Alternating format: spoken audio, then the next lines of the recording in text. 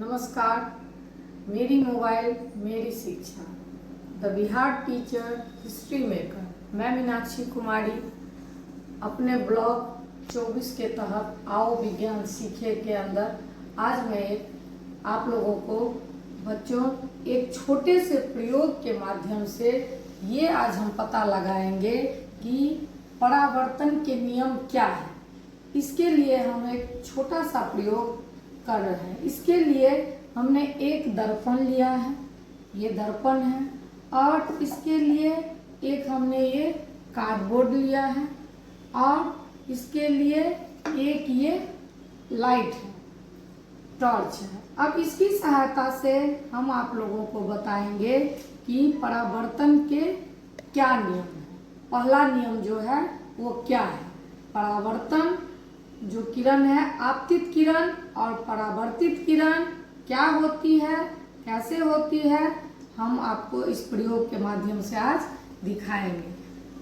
तो चलिए बच्चों, आज ये देखिए कि आपतित किरण और परावर्तित किरण क्या होती है, किस प्रकार से हमको ये दिखाई देती है।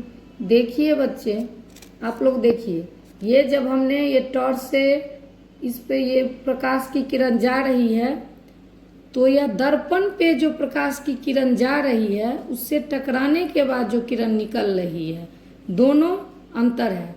जो इस दर्पण पे जा रही है वो है परावर्तित किरण, और आप एक कोण देख रहे होंगे इससे बने हुए, और इस दर्पण से जो टकरा के किरण वापस किसी पृष्ठ पे आ रही है, ये हो गया परावर्तित किरण।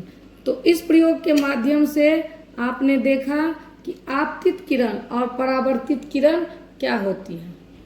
दर्पण से टकराने के पश्चात प्रकाश की किरण दूसरी दिशा में परिवर्तित हो जाती है, और किसी पृष्ठ पर पड़ने वाली प्रकाश की किरण को हम आपतित किरण कहते हैं, और पृष्ठ से परावर्तन के पश्चात वापस आने वाली प्रकाश की किरण को हम परावर्तित किरण कहते हैं।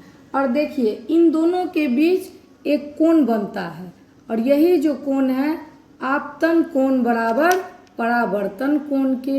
ये दोनों कोण आपस में बराबर होते हैं। देख रहे हैं आप लोग, यहाँ ये दोनों जो कोण बन रहा है, ये लाइट से हमने इस पे ये किरण को लाइट से के माध्यम से दिखाया है। आपतन कोण बराबर परावर्तन कोण के।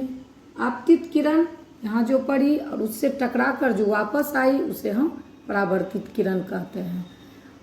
फिर हम मिलते हैं अपने एक छोटे से प्रकाश चैप्टर से ही एक प्रयोग को लेके, और ये हम लोगों के क्लास 8वीं का है, प्रकाश चैप्टर है लाइट।